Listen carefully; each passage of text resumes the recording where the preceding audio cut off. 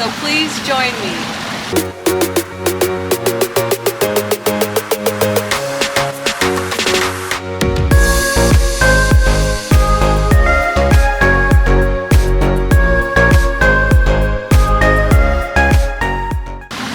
Welcome to the World Encourager. I'm Rebecca. Thanks so much for joining me today. If you're new to my channel, please go ahead and hit that subscribe button. It doesn't cost you anything, it just allows for me to get my positive, encouraging messages out to everyone. Today, we're exploring the Cave of the Winds, and I want to bring you with me. There are different cave tours you can do. We did the Discovery Tour. There's also the Haunted Lantern Tour. These look like really fun tours to do. Also, there's the Expedition Crawling and Spelunking Tour. Definitely something you probably can't record because you'll be crawling a lot, but it's very exciting. And I wanted to show you the beautiful view in Manitou Springs. It's so pretty here. Along with the beautiful view, there's a lot of fun activities too. There's the Wind Walker Challenge course. It looks like something fun for the kids to do. In this course, there's the Geronimo's Leap. Looks like something that's kind of challenging. And then there's the Cliffhanger Climbing Wall. So there's a lot of fun things for kids to do. There's also something called the Bat-a-Pulse. I didn't get any kind of video of that, but that looks very interesting. There's also some mountain experiences you can do.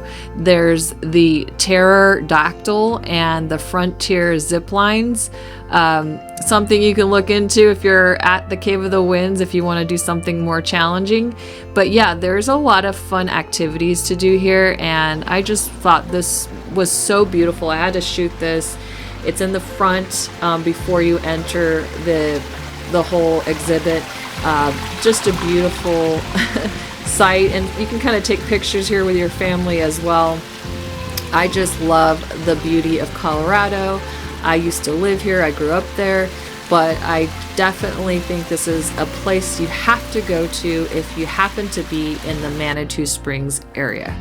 Now we're gonna go inside, and you have to check in before you do the tour. So there's actually a gift shop where you can check in. If you can buy your tickets prior to coming to the Cave of the Winds. Also, Canyon Rim happens to be where you can eat. And here's some very interesting information that you'll find when you get inside the exhibit. It has beautiful pictures and information. Definitely take your time reading through it because you're going to educate yourself. There's very little information online about the Cave of the Winds, so if you want to know more, you definitely have to come to this place in person. They have a good way of protecting their information so that they do have, they are part of the tourist industry. They want you to come to the actual location. We couldn't record everything the tour guide was saying out of respect for Cave of the Winds. We didn't want to do that, and we did talk to the manager, and he was happy to have us come in and record everything, but also out of respect for Cave of the Winds, we didn't want to take away from the experience. And I definitely recommend you coming out here. It's one of those bucket list kind of places you have to come to. So basically, Cave of the Winds, just some information I found. There's not a lot, but on the Colorado Encyclopedia, it has some information. Cave of the Winds is located in Williams Canyon, a few miles northwest of Colorado Springs, and is the most popular tourist attraction in Colorado. 2 schoolboys are credited with discovering the cave in 1880. Through various legends hold that Ute and Apache tribes knew about it for centuries before then, and the cavern itself is thought to be between 4 to 7 million years old, and the limestone formation around it is much older because of its size and impressive collection of mineral formations. Cave of the Winds is known as Colorado's showcase cave, providing crowds of all ages with a glimmering glimpse of the state's unique and beautiful geology. I will also link down below where I got my references from, just so you know where I got it from, and I don't want to not give them credit. But between 4 and 7 million years ago, the 500 million year old limestone block that housed The cave lay below the water table, and rainwater and carbon dioxide formed an acidic mixture on the surface and began eroding the sensitive limestone. More water seeped into these pockets, eroding more limestone and gradually carving out the many rooms and passages that enthrall this tour. And the cave's speleothems, I don't know if I'm saying it right, mineral deposits such as stalactites and stalagmites began forming after the water table dropped and the cave filled with oxygen. So these are formations that you're seeing. The cave formations are naturally formed. It's really interesting. They have specific names for the cave formations. There's boxwork, there's frostwork, there's cave popcorn, dog tooth spar, halicid bushes, flowstone dripstone, calcite rafts, gypsum features. So there's a lot of interesting names for these formations. They even use the word cave bacon when we were on the tour a lot. So it's very kind of their word for it. It's a lot easier to say than some of these names for the formations. The cave was discovered in 1881 by two brothers who actually went exploring. Their names were George and John Pickett, and they were 8 years old. So they had like candles flickering, and they actually discovered the wind blowing from a nearby crevice, and they signaled to explore further. And when they crawled through the limestone archway, they discovered a large chamber. And this is the discovery that promised these brothers an amazing and dramatic new underground world to explore, unlike anything they ever experienced. You can find this information on Cave of the Whims website and their learning center. But this is just many more stories that they will share on the tour. As you can see, this is a way out that they had. This ladder is not very stable, and they had to use the like candles or lanterns or whatever, I guess, to come through. And you can see at the top there was like black markings. That's from when they went to the top, and the black markings came from their lanterns. This is just many great things about finding out, like, how did 8-year-olds find this amazing cave? I don't know. Obviously the cave was around for many years, but that just was the time frame that it was discovered.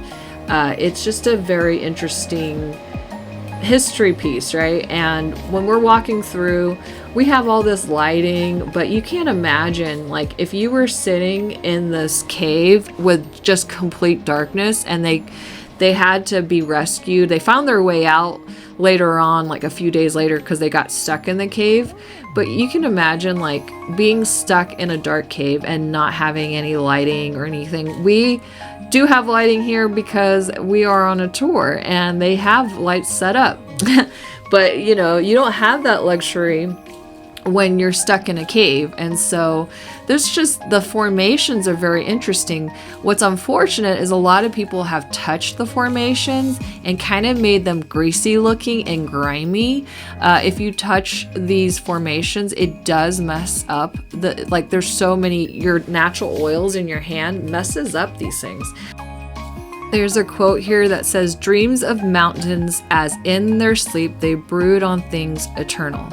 This is actually also etched in the lintel of the El Trevor building in the Grand Canyon National Park.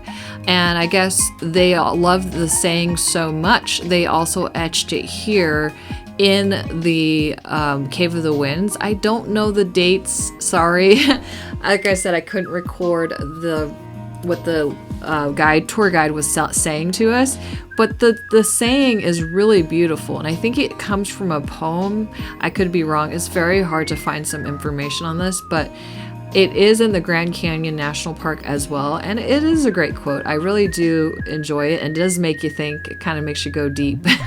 So something to think about. And then as we continued on, we saw more formations as we went on, and it just looks like kind of like statues as you look at the formations and these natural formations that come out of it. It's just interesting to see how they just form. And I think when you touch it, it stops it from the formations from growing. So that's why it's so important not to touch any of these things, so that they can still keep forming and just make such a beautiful cave. And it's just something we get to enjoy, and we're blessed to enjoy. And there was a part where it was really dark, and there's just lanterns. And then the tour guide, she shut all the lights off so we could feel what it felt like to be in complete darkness and what it might have been like back in the day. And it was kind of scary, you know, to think of if you did get stuck in a cave, how that would be. But thankfully, it was only for maybe 30 seconds or something, so it wasn't too scary. But you got to think about if you're stuck in a cave for days.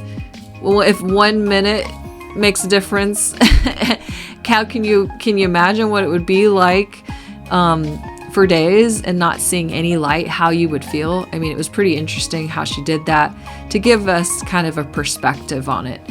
And what's also interesting is just how caves are formed.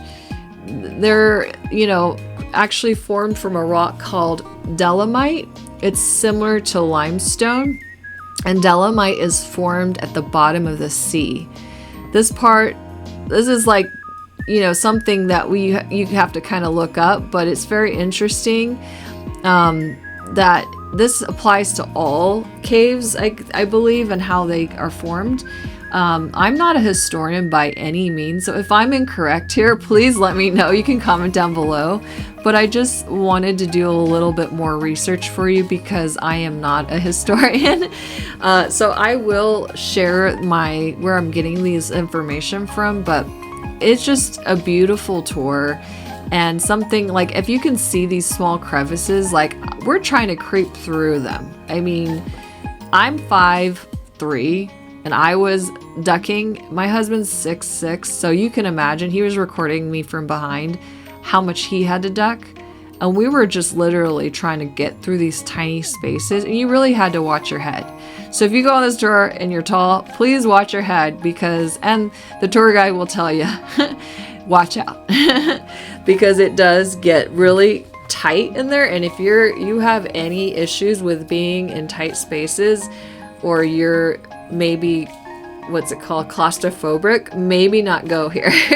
But I don't know. I have to say that this was one of a lifetime experience, and I really feel blessed that I got to do it. That's why I wanted to share this adventure with you. And so I do hope, if you can, go out and check this out. And this is another really cool piece, that a part of the tour, where she was telling us if you were an old maid back in the day, like if you were over 18, you were an old maid if you weren't married by 18, which is crazy.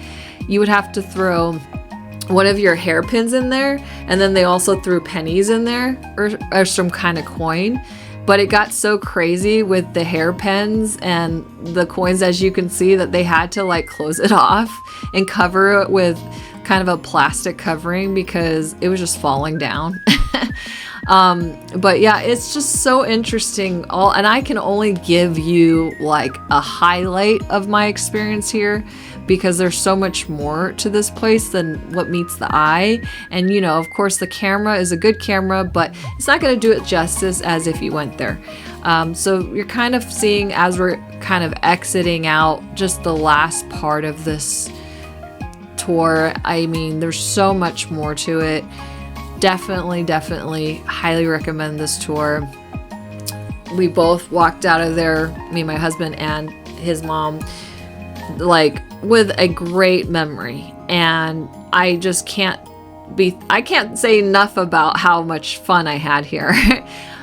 So I definitely would recommend you checking it out. If you go to Colorado Springs, check it out. Manitou Springs area, lovely. And we ended up wearing these heavy clothes because they said that there's possibility that snow and flooding could come into here, but maybe we got it wrong and it was for the other tours, because some of the tours you're just crawling, and that's where you probably would need warmer clothes. Well, literally, it's warm in the Discovery tour. that I wish I took less jackets and less layers of clothing, that I had to wear the jacket around my waist. And I don't know, you might want to just make sure if you decide to go to this tour, do I have to wear layers and layers of clothes? I was wearing snow boots, but I think maybe if you're crawling through a cave, you probably would want that, right? So those are probably the other crazy tours that you can do. But the Discovery tour is a good one. You do some walking, you climb some stairs, but it's not grueling. It's not a hard hike. It's definitely easy. And as we're exiting out, I just was so grateful. I thank the tour guide. And here's a statue that was in the front of Cave of the Winds. I think it's of the kids that discovered it. And they do have Discovery Tour on the plaque right there. It was just wonderful. I would give this a 9 out of 10. And then, of course, when we're leaving, we have to check out the scenery before we leave because it's so beautiful. But I hope you enjoyed this video, and if you did, please don't forget to like, share, comment, and subscribe. It helps me out so much. Also, if you haven't followed me on social media, please follow me on social media. The links will be down below. And if you haven't hit that notification button, please hit that notification button, and you'll be notified every time I post a new video. Well, I hope you have an amazing day, and I hope you stay encouraged.